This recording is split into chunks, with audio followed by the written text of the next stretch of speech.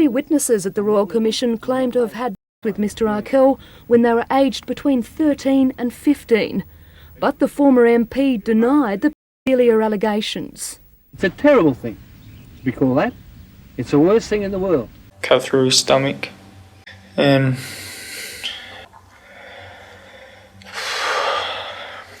like cut through his stomach, and I cut his head off, I cut his hand off, and I wrote all the signs on the wall. Do you recall where you drew the... We'll start with that first. The pentagram was on this side. Okay. Yeah, I used his hand. I just Drew it? drew that there, and the circle.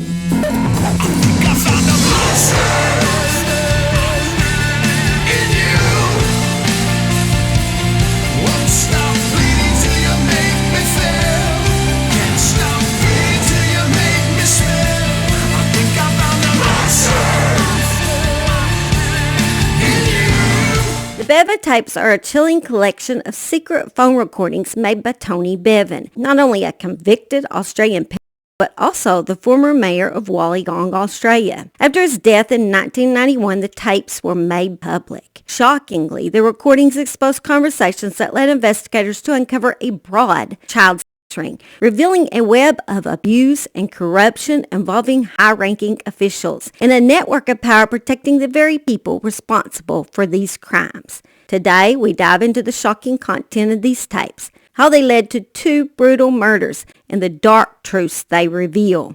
So come on down the rabbit hole with me. Of course, this rabbit hole is very hard to get through because it's kind of disturbing, and this must be why it's not talked about that much. Of course, your girl Holly's going to jump right on in. So join me right here at the Murder She Said, where us true crime nerds dig deep and are not afraid to enter these rabbit holes and just slide through and exit the other side. Make sure to smash the subscribe button and notification bell so you can see me here weekly. Considering this is a child sex ring we were talking about, there are several names that I'm going to throw right at you during this video because I'm nice, little girl. I'll be adding pictures with those names to help with any confusion. On the night of June 12, 1988, Mark Valera practically bounced through the door of his flat, Bateman Avenue in Wollongong, New South Wales, Australia. He kissed his girlfriend hello, smiled widely, energized, almost euphoric, and headed straight upstairs, took a shower, and then threw a load of laundry into the washer. He came back freshly washed, relaxed, and settled onto the couch beside his girlfriend. His roommate, Keith Schreiber, was there too. The 3 of them chatted easily, the television murmuring in the background. A couple of bourbons were poured, a little was passed. Laughter drifted through the room. From the outside, it was painfully normal. Just another Friday night winding down on a quiet suburban street. But Bateman Avenue was already holding a secret. Just a few houses away at the far end of the same street, something unspeakable said in silence. In a small, unremarkable bathroom, the severed head of David O'Hearn floated in a sink. It's been alleged that David was gay and made a move on 19-year-old Mark after inviting him inside his home. Another man would be murdered 2 weeks later who was connected to a child. Keith and Mark had been friends longer than they had been roommates. Mark Valera had never found his place. From an early age, it was clear he struggled from learning difficulties, a slight speech impediment, and a sense that he was just always a step out of sync with everyone else. But he can join the club on that because we're all a little bit off in some way, I suppose. But I guess he thought that made him special somehow. He was bigger than the other kids in his grade, broader, stronger, and while he lacked academic ability, he learned quickly that size could be its own kind of power. At school, that power curdled into intimidation. Years later, he would also be remembered simply as the class bully. Mark also attended classes where he loved Taekwondo and was actually quite good at it, and he loved his instructor. In school, Mark would carve pentagrams and crosses into his forearms. While still in school, he also slashed his wrist on a train and allowed 2 girls to suck his blood. Keith Schreiber wasn't much different. He carried himself with a natural menace, hard eyes, a permanent scowl, oh Lord, and a brutal haircut that looked less styled and inflected, as though a lawnmower had stalled halfway through the job. I just think his barber had dementia and forgot what they were doing. Not something I remember being in style back then in the 90s, but did someone have a haircut like this in the 90s? Did you guys?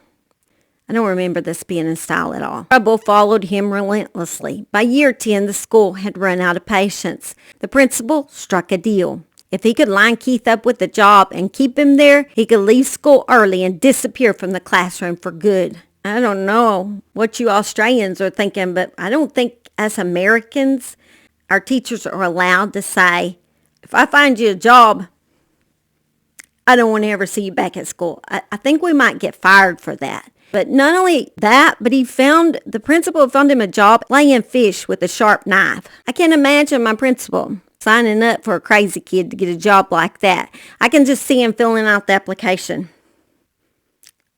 Really would be good with knives. Excellent student for knives. Mark followed a year later, dropping out to work as a dishwasher, scrubbing pots and plates in restaurant kitchens. So that's safer. It was honest work with little pay. Once they were earning money, the two friends moved in together, renting a small flat and drifting further from any rules that once tried to contain them. Away from school, away from supervision, they were free. Free to reinforce each other's worst instincts. Free to become exactly who they were always going to be. The two friends seemed to converge into darkness, feeding off of each other's obsession with death and Satan. Seems like every case that was done in the 90s or 80s, the music was all from Satan, especially if you played it backwards. It was very satanic. And every murder was caused by Satan. So the two boys immersed themselves in books about Satanism, murder, and infamous killers, devouring stories of violence as if they were instruction manuals for a future they quietly imagined. In fact, in Mark's police interview, he blamed the music he listened to. Apparently, he had been listening to his parents say, don't listen to the music backwards. And he listened to the music backwards. Go figure. He also spent hours talking about the best way to dissect a body, how to keep people alive while torturing them, and how to make them suffer. Keith even boasted a friend that he killed a baby and that he had thrown a man from China from the train on the way back from Sydney. It was just tough talk, but then Mark showed his friend up and actually killed someone. Mark and his sister Belinda claimed they had been abused at home by their father, Jack Van Crevel. They were raised by their father, Jack, after the mother left the family when Belinda was just a toddler. According to Belinda, their father had held a gun to Mark's head one day and said that he was going to blow Mark's brains out. And out of fear, Mark peed his pants. Jack would always say to Mark that he had dark skin and that he wasn't his boy and that he didn't want him. Mark said his father was a sadist who got off by beating his children. Mark also said that he was raped by his father for 10 years, starting when he was 7 years old, and this caused a deep hatred in his heart for those that harmed children. Mark hated his dad so much that he even changed his own last name. Mark had plans for his father to be his third victim. As Mark woke up, nursing a hangover from the night before, only a few houses down, a relative of Mark's first victim walked into a crime scene that would traumatize her for life. David O'Hearn was a local shopkeeper and lived only a few houses down from Mark. David was a gay man, but there was never any evidence of him being a pedophile. In fact, his family said he was the nicest guy. They said that he would do anything for you, and everybody loved him that went to his shop. David hadn't shown up that morning to open his shop, and that was very strange. That thought kept circling as a relative pulled up outside David's place, the street already alive with morning traffic. David never slept in, ever. He never missed a day. He loved his shop. The door to the shop was still locked, and the lights dark. His relative walked up to his front door of his house and knocked several times. She wiggled the doorknob. It was unlocked, so she opened the door. The smell hit first, faint but unmistakable, sour and metallic. The relative froze, heart beginning to pound, every instinct screaming to turn around and leave. "David," she called out. In return was complete silence. She walked further into the house and found David's headless corpse. His pants were pulled down and his private area had been mutilated with a corkscrew. Hoping he was dead first. Sorry, man, for just telling you that. I feel like I've tortured you. Not only that, but his intestines had been pulled out of his body and laid in front of him on a silver serving tray. The handle of a hammer had been inserted into his bottom, and his body had multiple stab wounds and lacerations. One severed hand was then found on the couch that had been cut off to use as a Pixabay tool to paint satanic symbols, inverted cross, pentagram, and the word Satan on walls of the house and a mirror. His head was then located in the partially filled kitchen sink with one eye gouged out floating in the sink. The authorities said he had been beaten to death with a wine decanter. Detectives knew almost immediately that this was no botched robbery. Sheer ferocity of the attack spoke of something far more disturbing, a level of rage so intense it had spilled over into hate. It's the work of someone who wanted to inflict horror. What unsettled investigators most was the symbolism left behind. The scene carried the unmistakable weight of a ritual. Because the murder carried such heavy satanic symbolism, investigators began narrowing their focus to anyone known to be involved in occult practices. To locals around Dapto, Dave O'Hearn was the friendly face behind the counter of the corner store. That's why they can't understand how anyone could kill him, especially in such a horrible way. I just can't imagine him being involved in anything that would warrant what he went through. A man found murdered in his home on the south coast may have been the victim of a satanic cult. The macabre case just south of Wollongong has detectives baffled. Police believe the killing was some sort of a ritual, the work of devil worshippers. It didn't take long before their attention settled on Keith Schreiber. When officers knocked on Keith's door, his roommate Mark answered and agreed to show the officers Keith's bedroom. Inside Keith's room, the walls and paper were covered in dark drawings. Pentagrams appeared again and again, sketches with unsettling focus. There were drawings of figures without heads, bodies torn apart, frozen in violent poses, images that felt less like imagination and more like rehearsal. After interviewing Keith, they realized that he had an alibi. He had been at work with his boss when the crime had occurred. Authorities actually interviewed Mark too. And not only did they get Keith's fingerprints, they also got Mark's fingerprints. But according to them, they didn't even think it might possibly be Mark, or that's what they say. During this time, Mark and his roommate Keith would sometimes prank call Frank Arkell, the mayor, and call him Chester before they hung up. By that time, I guess it was kind of in the news that Frank was a weirdo. Let's talk about Frank. Where should I even start? Between 1974 and 1991, Frank Arkell served as the mayor of Wollongong. He proudly coined the phrase, "wonderful Wollongong," to describe the place he loved to work and play. He became known as Mr. Wollongong, often saying that he never married because he was married to the city. Describing himself as obsessed with Wollongong, he said he would do anything to make it a great place. Anything. He was loved and respected by the folks in Wollongong. He could simply walk into a room and become the center of attention. He was a queen of his city, literally. To those in the highest circle, Frank Arkell, or Mr. Wollongong, was untouchable, a man celebrated as the city's savior, shielded by influence and admiration. His name opened doors, although not necessarily a door he wanted open, because he was a closet gay. He didn't talk about that he was a homosexual, and back then you didn't talk about such things. But that wasn't, everything he was. He definitely didn't talk about that he was and he was that too. Accusations began to roam around town. If it's a town, I'm not sure. Like a bad smell that just wouldn't go away. Rumors began to stir about Frank enjoying the company of young boys. Frank was a single man who lived all of his adult life with his mother. When his mother died in 1979, Frank continued to live in his mother's house. By 1991, once Frank Arkell came out of office, not out of the closet, just out of the office, the protective shield of power began to crack. As electoral support waned, so too did his influence, and with his ability to keep secrets buried.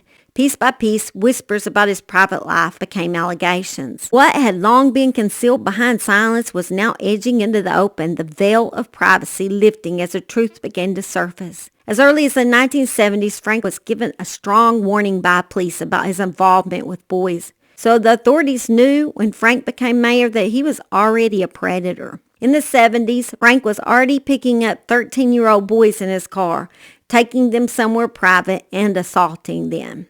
Some of his victims were even as young as 10. He brought the boys to the state parliament dining room and abused them in his mayor's office. He would even send his official car to pick them up and bring them home when he was done. One 12-year-old boy met Frank at a family function and thought Frank was like a second father. The boy said he was mentally manipulated by Frank to believe the abuse was right and normal. The boy was taken to the mayor's office and given alcohol. The drink made him drowsy and he soon fell asleep. When he awoke, he found Frank was essaying him with 2 objects. The assault left him physically injured and emotionally traumatized. Frank told him not to tell and that he could be trusted because he was the mayor. Grooming and abuse of this victim happened for 5 years. Why did he choose me? Why did he think it was right? Just why? Why did he do that?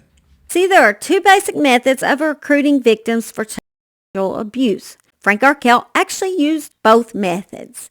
One is grooming, which was the method he used on this victim from the age of 12 to 17. The other method involved a child string that another high-ranking individual started and ran for several decades. That individual actually met Frank at Christian Brothers School when they both were teens and went to the Catholic school. Catholics, what are y'all doing?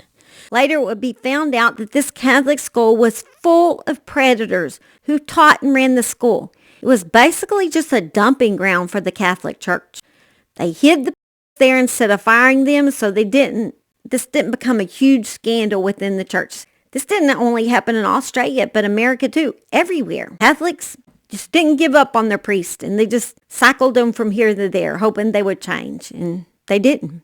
Once a people, always a people. Christian Brothers operated schools all over Australia, where they were allowed some of the worst to have unfettered access to children. Boys at Christian Brothers School, later known as Edmund Rice College, knew that sexual predators moved freely among them. They would share advice to each other about who to stay away from, who was the monster. During a lawsuit against the school in 2014, evidence was given of boys being abused in many ways for the sexual gratification of predators that worked at the school, of boys being terrified in bed at night as pets stalked the dormitories to come and take children to their rooms, and then they were repeatedly seen. This behavior caused a small percentage, and I mean small percentage of boys that were abused to also become predators as an adult. Tony Bevan was one of the boys who attended school with Frank, and as an adult, he did become a predator that not only began but ran a child ring in Wollongong. Tony, like Frank, was also the mayor in Wollongong, and Tony only served 1 term, however, and then he got into real estate. Tony was also a single man who showed no interest in being married. Like Frank, Tony stayed living at home with his widowed mother throughout the 1960s and 70s. When Tony was in his 20s, he learned to fly a plane, and in 1957, he bought his own plane. He would eventually use this plane to traffic boys into the country. Bevan liked to use nicknames for himself, and those in his network too. At some point in his long history of grooming and predatory behavior, he adopted the nicknames of Commander Hook, and sometimes he called himself Mother. Boys were invariably referred to as girls and given the pronoun she because they didn't want, back then they didn't want to find out that not only were you a predator, but you were also a gay man. Hook and Mother come from G.M. Barrie's children's book Peter Pan, in which the lost boys are controlled and bullied by Captain Hook, who in the book is also called Mother at times and referred to as a she. Some literary critics have suggested that the book has some, undertone, while others have rejected this interpretation. Regardless, there's little doubt that child offenders use this much-loved children's book for their own purpose. Bevan would use the names Hook when he would telex other predators about boys' ages, attractiveness, and penetration ratings. I know. So disturbing. You're wondering what the heck is telex? The telex network is a switched network of teleprinters similar to a telephone network for the purposes of sending text-based messages. Tony called Frank Arkell Farkless, or Her Majesty. And these 2 men were rivals in many areas, in real estate and also at one time political rivals. The only thing they both enjoyed was their love of young boys. When Peter Ferretic was a young boy, he met Tony because of his love for planes. Tony offered to teach Peter how to fly. In exchange, Tony wanted, a little action from this boy. Peter would be the only boy Tony kept around after he turned 17 because Peter actually started running a school that Tony owned is in West Dapto. West Dapto is actually a suburb of Wollongong. This farm that he owned served as a school that offered boys sanctuary or work, and then slowly got them to have sex with each other and then with older men. Apart from being given shelter and work, the boys in this school were placed under significant emotional pressure and sometimes physical threats to comply. Along with intimidation, there were gifts, clothes, money, a ride on one of the farm motorbikes, a trip in the plane, and later, drugs were involved. Peter's job was basically to help train these young boys to become slaves for Tony's child ring. Tony Bevan's network was a multifaceted operation that drew in professional and middle-class men from Wollongong and even international visitors who desired sex with boys while staying in Sydney. Tony organized what he called rural parties, groups of men and boys who traveled from Wollongong to Sydney, usually to Costello's nightclub where they might meet up with other boys. The boys that were brought to these parties were called rural male. Bevan was always on the lookout for new boys, whether from Wollongong, Sydney, or further afield. Assaults happened in a variety of locations, including upstairs at Costello's nightclub in small cubicles with locked doors designed expressly for this purpose. Also at motels in Sydney or in one of Tony's many properties in Wollongong. Tony was able to get antibiotics from a local chemist in order to prevent the spread of STDs. This sounds very familiar to what I heard yesterday that involved Bill Gates. I would kill him if that was my husband and he secretly gave me antibiotics because he'd been messing around with women, let alone children. We won't go into Bill Gates, but it just reminded me of that I heard yesterday. Tony and some of his weirdos also indulged in tourism, with the Philippines a favored destination. On at least 3 occasions, boys from the Philippines were brought to Wollongong on Tony's plane. Bevan's network also traded, which were produced often by Bevan himself and possibly others at the meetings between boys and men. Just like online groups like 764 actually did a video on 764, and it's basically the same way. They just blackmailed them with these pictures and videos, and that's what they do nowadays. It hasn't changed from that. It's still the same. These could be not only used against the boys, but also the men who participate in the network. Often if a boy wanted to leave, he was threatened with the release of these photographs or videos, just like now. On these films, boys could be seen being forced to have animals and being tortured by the men involved, which today is called hurtcore when they're tortured like that. One of the men Tony Bevan blackmailed was Frank Arkell. Part of this blackmail involved a secret audio recording that later became known as the Bevan tapes. Bevan himself referred to them as the Scorpion tapes, a name reflecting the way the recordings were deliberately used as a sting to entrap and exert leverage over men. One 13-year-old boy met Frank at Tony's office. The boy told authorities that Frank offered him a job in exchange for sex, in which he turned down. Another 13-year-old boy went to Tony's penthouse, where he met a man who assaulted him, and then he would later see that man on TV and find out that he was actually the mayor of Wollongong, Frank Arkell. Frank would also take Tony's trafficked boys to his car and assault them there. There was even another 13-year-old boy who was part of Tony's ring who admitted to having an encounter with Frank in a public bathroom. The targets of men like Bevans and Arkell were consistently vulnerable boys, often poor, homeless, or without family support, who were deliberately selected because they lacked protection and were unlikely to be believed or able to seek help. Exactly the kind of boys that are abused today. I would check out their family situation. I would check out their clothing to see how well they were, financially.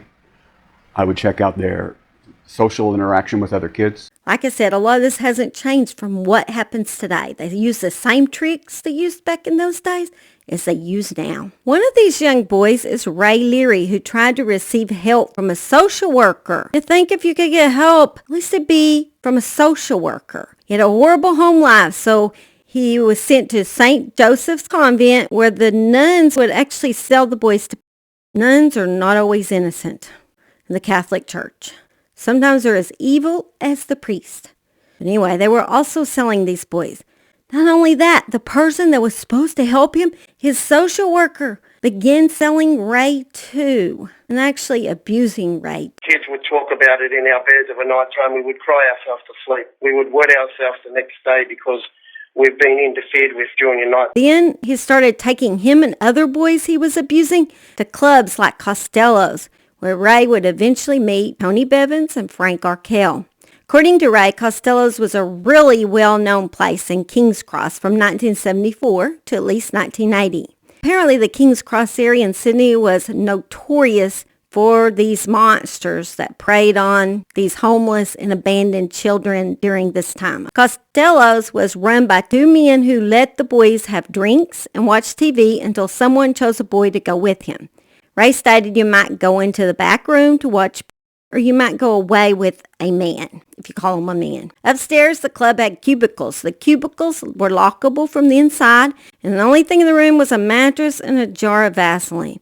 And you know that mattress was disgusting. Can't imagine. Poor boys had to lay on that nasty mattress.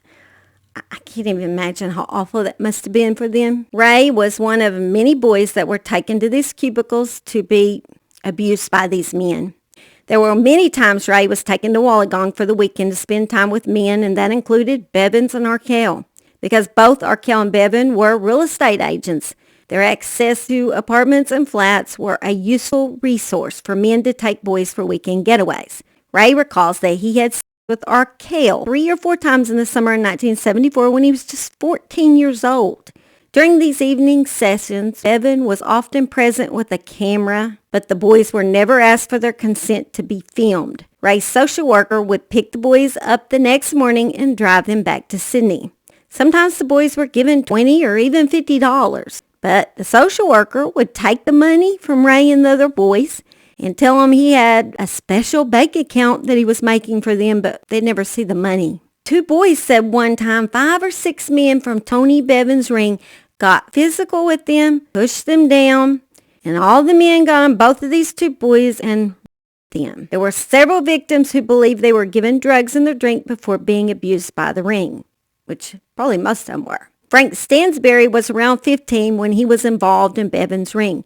He said it was at Bevan's West Dapto farm that he met and was undressed by Mayor Arkell while Tony Bevans waited outside. Arkell told him how beautiful his body was. Ugh. Frank Arkell was a member of the Catholic Church, so he is apparently friends with some of these weirdo priests.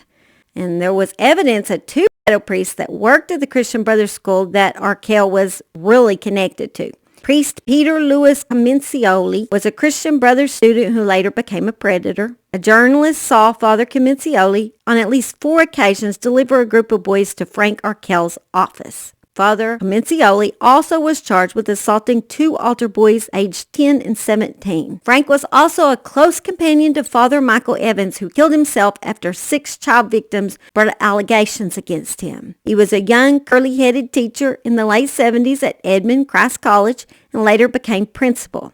Edmund Rice College in Wollongong is a Catholic secondary school for boys, typically educating students from years 7 to 12.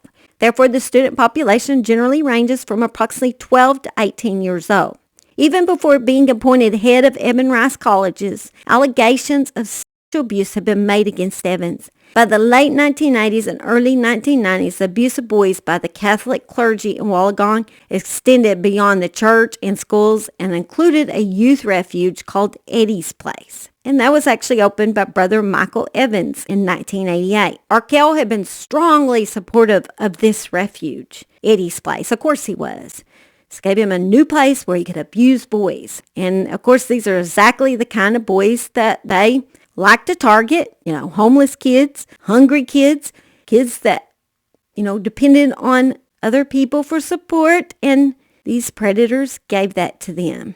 The first 3 years of opening Eddie's place, around 100 troubled boys lived there. 2 years after Brother Evans opened Eddie's place, Evans pled guilty to abusing some of the young boys who were cared for inside Eddie's place. He only served 150 hours of community service. After allegations were made against him, Evan was still elected to be on the police community committee. Police still elected him. They knew what was happening. Some of them were in on this, I'm sure. The year marked 1991 was a turning point in Frank Arkell's political career. In May, Frank lost the seat of Wollongong at the state election. 1991 was also a turning point in Arkell's life and would be the year the child ring leader Tony Bevan would die after a short battle with cancer, which was bad news for Frank. Peter Ferretic, the young boy Tony had trained to pimp young boys out, was left to clean out Tony's office after he died. Peter, however, destroyed some of Bevan's secret recordings. He didn't get all of them. These secret recordings, however, were increasingly referred to as the Bevan's tapes. Mr. Bevan died in 1991,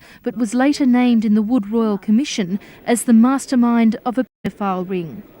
Following the Royal Commission, police investigators charged Frank Arkell with 29 sex offences involving underage boys. Wood Royal Commission was set up in order to try to prosecute some of these predators and bring them out into the light, I guess. Peter also destroyed much of Tony Bevan's, images of children and videos of children, which might have been good, really, because these boys, their images and videos could still be passed around online today. So when investigators from the Wood Royal Commission began investigating those things they found in Bevan's office, and also started interviewing these boys, or men that used to be boys that had been dragged into the network, considered Tony's boys. Well, this caused Peter Ferretic to kind of start to worry. He thought, I don't want to talk, because of course he was guilty too.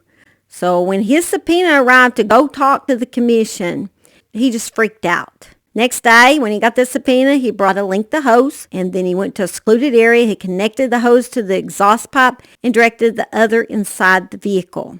Turned on the engine. A few hours later, Peter, who was now 41, was found dead inside his vehicle with that Royal Commission subpoena still in his top pocket. There was actually many men during that time that died in similar ways, including a judge who actually did this hose thing too, if they actually killed themselves. Supposedly they did. Maybe these were just people that could testify in court. Maybe they just was some of those mysterious, I killed myself type things, which maybe they were just loose ends that needed to be got rid of. Finally, some of the Bevan tapes were released as a transcript in a newspaper, but many of the Bevan tapes were never allowed to be released to the public, possibly because the Bevan's ring involved men of influence and power.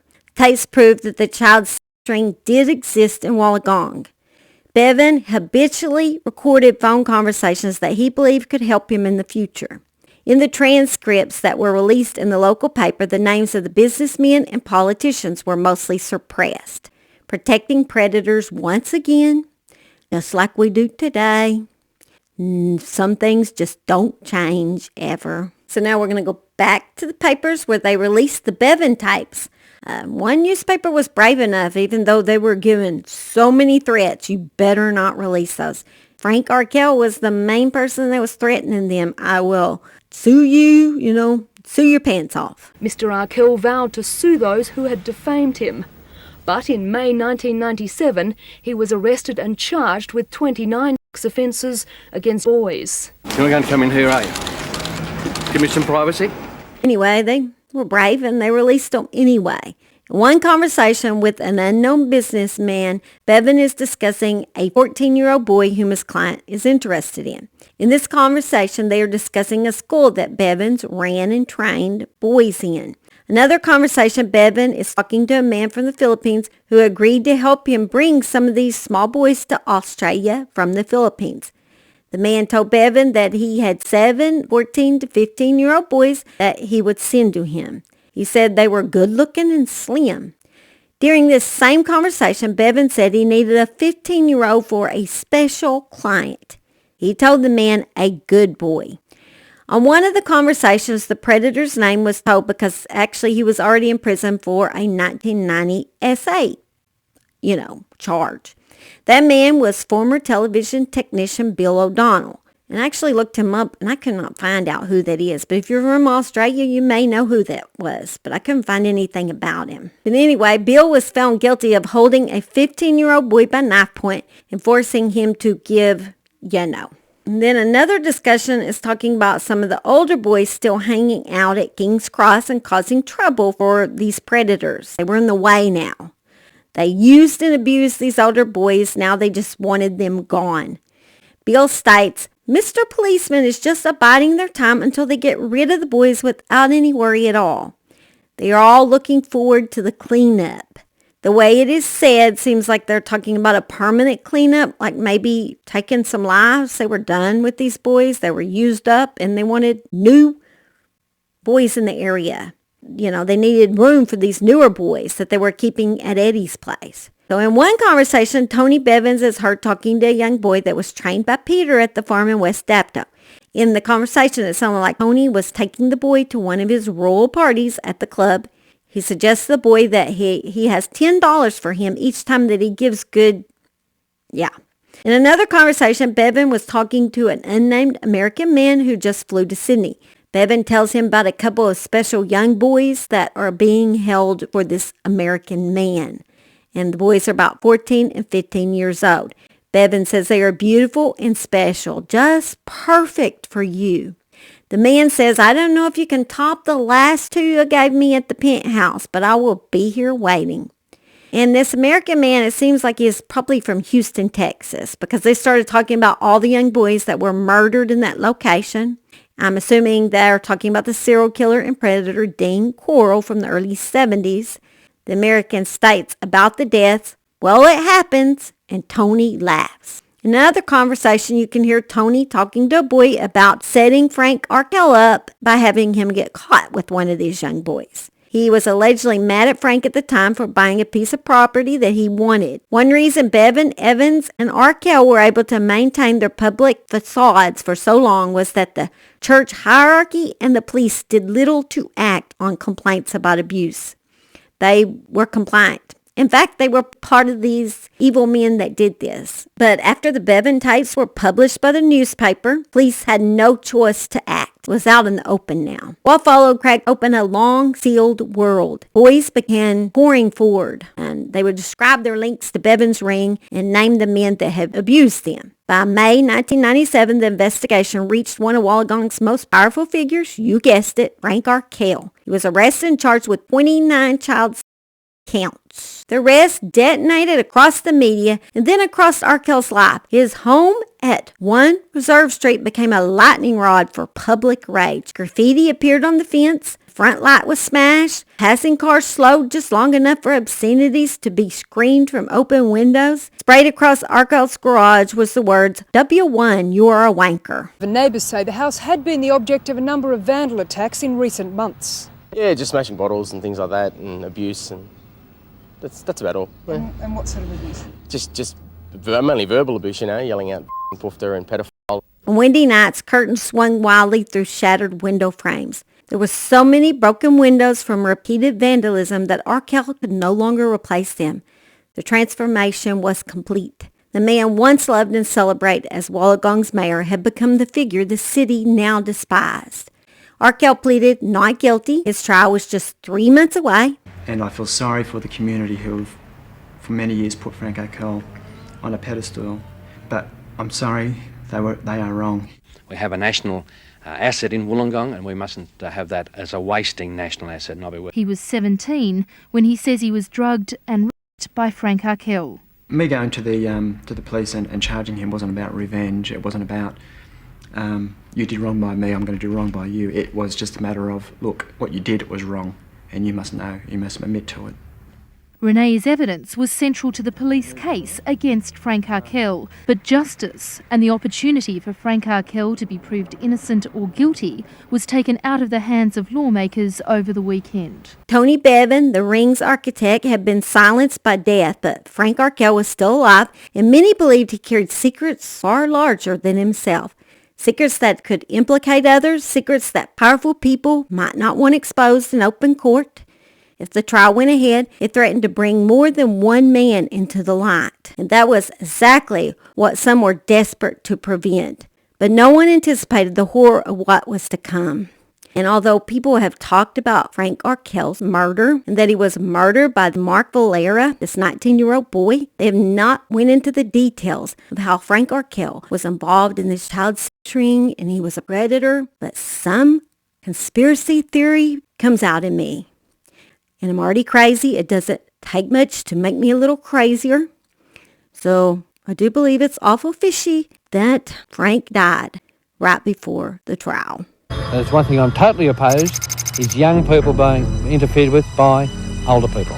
13 months ago, the former Lord Mayor was arrested and charged with 29 offences involving boys. At the same time, Frank Arkell's upcoming trial was hitting the media. Another story was being shown on the TV. The murder of 59-year-old shopkeeper David O'Hearn was big news. It was a scene that I'd never encountered in all my years in the police.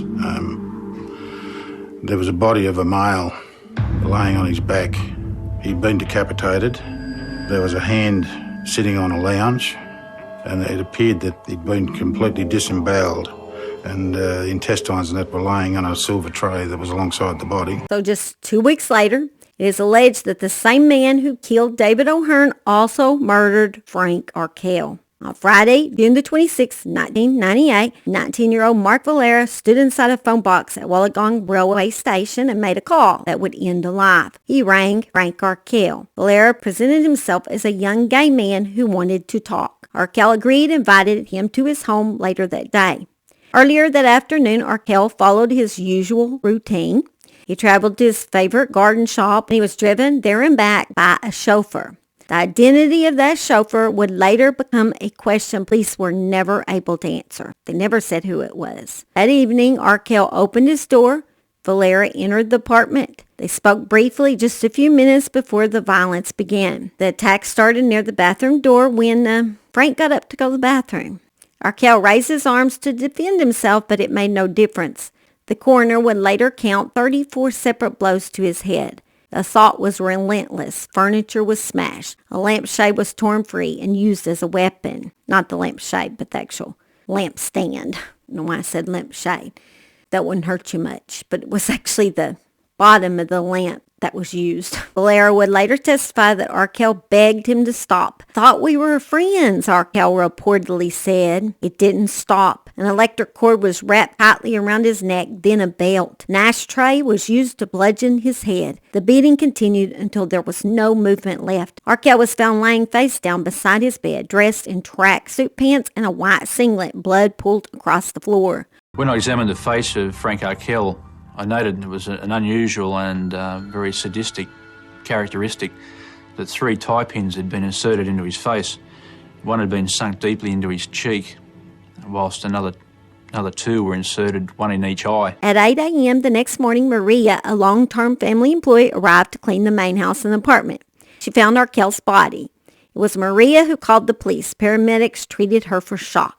Within hours, speculation filled the air. Media outlets began reporting that the murders of David O'Hearn and Frank Arkell might be the work of a serial killer or a satanic cult. A week before Frank was murdered, he told his lawyers that he was in fear for his life. Yet despite the looming trial and the weight of public hatred, Arkell believed he stood a strong chance of acquittal. At the same time, whispers spread through Wollongong. There were claims that the former mayor had begun openly threatening those he believed that had betrayed him, suggesting he was prepared to take revenge by exposing what he knew, to spill the beans on some very powerful individuals. It's widely known that Arkell had been working on his memoirs.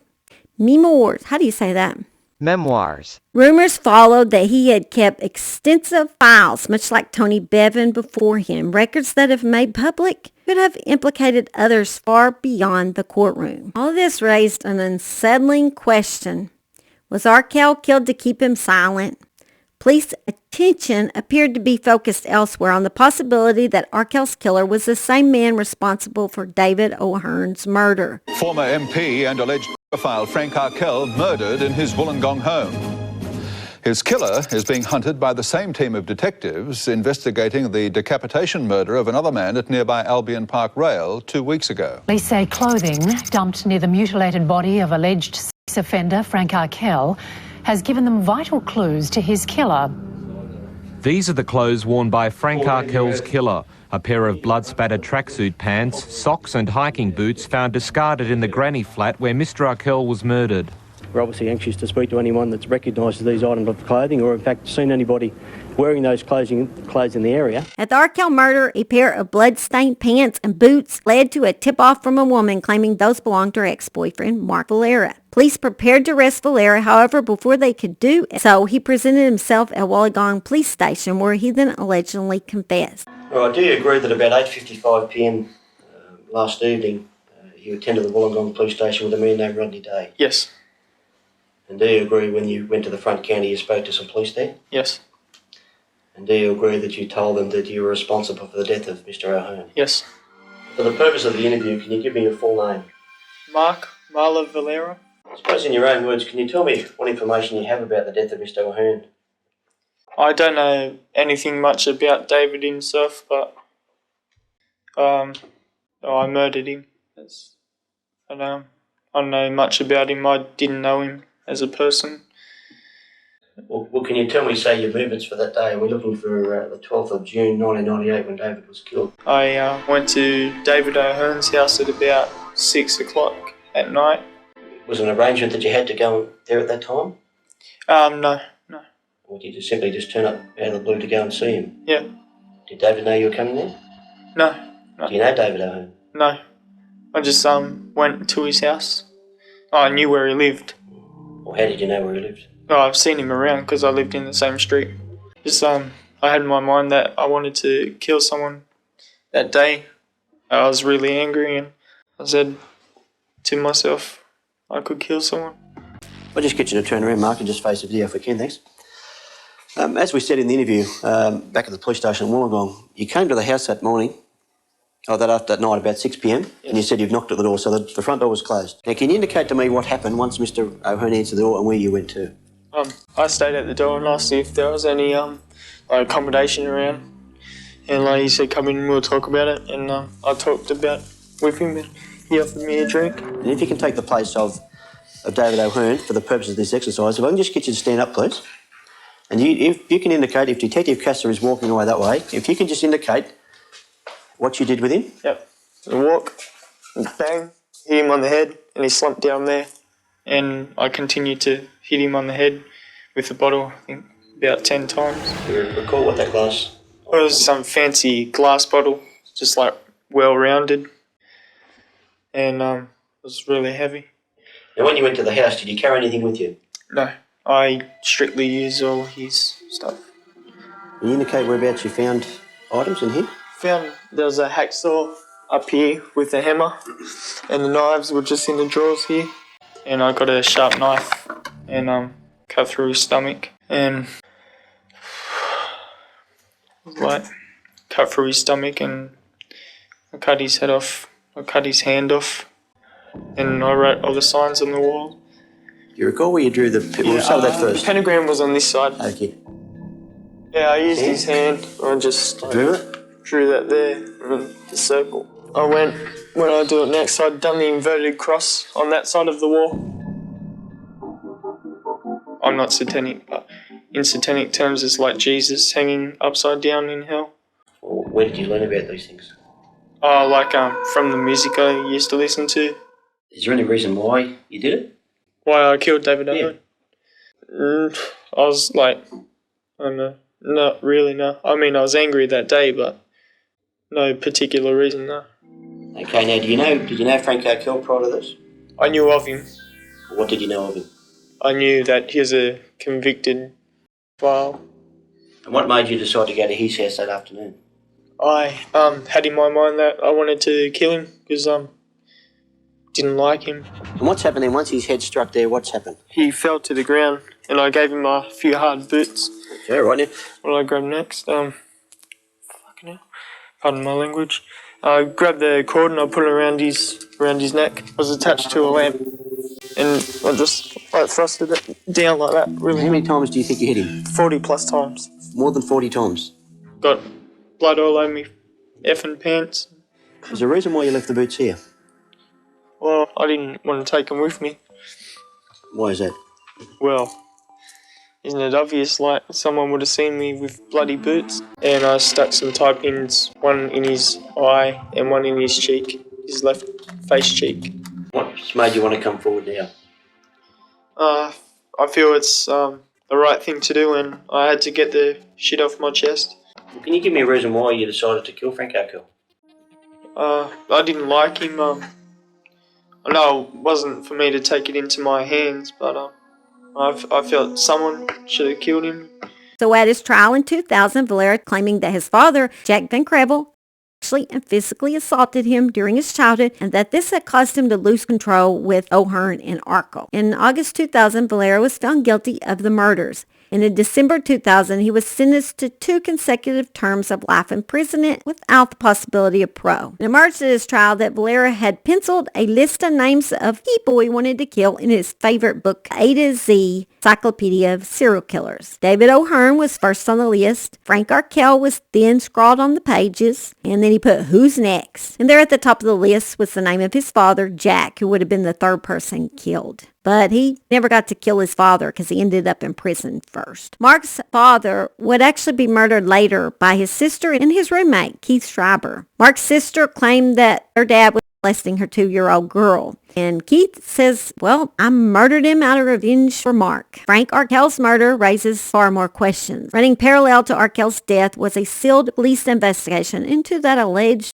sex ring. That entire file ended up being locked away and will not be released to the public for 100 freaking years. Such extreme secrecy invites speculation. What information was considered so damaging or implicating that it had to be buried for a century? On the day Arkell was murdered, a crucial detail remains officially unanswered. No one knows who chauffeured Frank to his favorite garden shop and back home that day he was killed. Police have refused to release that information. Investigators believe Arkell let his killer into the house willingly, suggesting he may have known the person who murdered him. Mark Valera testified in court that he had known Frank Arkell for a year prior to the murder, yet not a single witness could confirm that claim. There was no independent evidence placing the two together before Arkell's death. A witness reported seeing a red car speeding away from Arkell's home after the murder. This raises another critical question. How did a 19-year-old with no known resources obtain this car? I mean, he walked to David's house.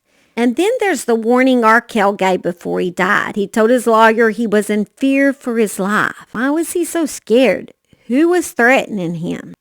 After the murder of David O'Hearn, authorities interviewed Mark Valera and his roommate almost immediately. Like I said, they took the fingerprints, and those fingerprints were later found on the wine decanter used to kill David. The prints did belong to Mark. Same fingerprints were also found at Frank Arkell's crime scene, yet we're told that somehow none of this was connected until after Arkell was brutally murdered. They had 2 weeks to find him. Did police really not run those fingerprints? And like I said, they already had Mark's fingerprints. It would have been easy to identify him. They had Mark's fingerprint right off of the wine decanter. Or did they already know who killed David and chose to do nothing until Frank was dead? That's where the darker question creeps in uninvited, but impossible to ignore. Was Mark Valera merely a violent teenager, or was he useful? Mark's explanation for the murder shifted. During police interviews, he said he killed because he is angry. Later at trial, his lawyers claimed both victims had tried to have sex with him. According to Mark, both men pulled down their pants and asked him to, do that to him. And this triggered a rage, rooted in the abuse he suffered from his father. But the evidence didn't fit. Forensic evidence showed both victims' pants were up at the time they were killed. David O'Hearn's pants were pulled down after death. When Mark was younger, he told his psychiatrist that after he took someone's life, then he was going to take his own. So why didn't he? Why didn't he follow through after killing David? Why didn't the spiral end there? It wouldn't take much to influence a mentally unstable young man, one who hated gay men, who had already murdered a gay man, to kill another gay man that was not only gay, but also labeled. Especially if that young man believed he was helping someone, protecting someone, or earning favor he thought would save him later. Mark Valera remains in prison, and yes, he deserves to be where he's at. That isn't in question. What is in question is whether Frank Arkell's murder was entirely his idea, or whether there was a mission behind the scene that never made it into the courtroom. Sealed files, missing answers, convenient failures, and a truth that won't be unsealed for 100 years. That's not closure, that's containment. Anyway, I'll let you say bye to the dogs as the sun shines brightly now on my face. So I'll let you tell them bye so we can go in. And I'll see you next time at the Murder She Shed. I'm going to leave bloopers at the end because, boy, did I have some crazy bloopers. I don't know if Max is coming. Is your brother coming? I don't know where the other little, oh, he's still laying there. Max did not bother to come. He said, they're not worth it. I'm sorry. Max is mean like that sometimes. But Simon always thinks y'all are worth it. And he's always here for y'all and for me. Okay? You want to go bun bun? Okay. Come with me inside this rabbit hole. And of secret phone recordings, mating. Oh, us true crime nerds, we stick together and we come back out of the other end, hopefully alive and safe. Hopefully. And I'm actually in my she shed today and not in the house. It was warm enough today that I could gather up all my stuff and come out here and tell the story right from my murder she shed that I've actually never murdered anybody in. Thank God. But I tell cases about murder, so hence the name. I don't know where all that just went. Just ignore it. Well, I did murder a few bugs once. I didn't even murder a snake. I threw it out the door. I had my husband throw it out the door. I don't touch snakes. But anyway, I don't know what I'm saying. Let's just move on. It is Sunday. I just got back from church, and that's what I love about Sunday is I don't have to put on any makeup. I don't have to fix my hair because I already did it. I just come out here and just rattle on about nothing for an hour. And y'all listen, which I'm surprised. Whew, them Epstein files getting kind of weird out there. Kind of fishy. Kind of iffy. And you can join me weekly, the Murder She Shed. I didn't know where all they went. Should have took my ADHD medicine today because I'm going to be bouncing off the walls. Yeah, I'm a bit crazy, and so is this case. So if it's perfect, fits my personality perfect, I'd say. He kissed his girlfriend. He kissed his girlfriend. Yes. She liked it, am I? Took a shower and then threw a load of laundry into the washer. He came back down fresh. I don't want to hear any of y'all say, she said washer. I'm trying my best to say washer or Washington, and you guys always say I say it wrong. And I'm sorry, but that's actually the best I can do because normally when I'm at home, I say washer, okay? I say I'm going to wash rag or I'm going to wash my dishes. If you guys don't like how I say wash, then you just go somewhere else. That's because you guys complain about that a lot. Own kind of special, like I am my own kind of special. Everybody that's watching is their own kind of special. One thing I don't like bullies. I had a few of those in school. It's not fun. I know, I'm crazy. I might have deserved it, but... Oh, God, that water was been in here for a while. It was moldy tasting. If I don't get the runs, will be good. Also, I think I'm going to have to add a few bloopers on the end because this is one of those days where I definitely need some bloopers because I'm a little nuts. And I allowed 2 girls to suck his blood after he slashed his wrist. Maybe he thought he was a vampire too. I'm not sure. It's kind of weird. Weird. Sorry if you do weird things like that, but it's kind of weird in my book. Might not be weird in your book. Frank would also take Tony's trafficked. Why can't I say trafficked? Trafficked, Holly. Trafficked. They don't have like 50 billion syllables. Trafficked. It's been several days since your last attempt on me. I don't believe it. I just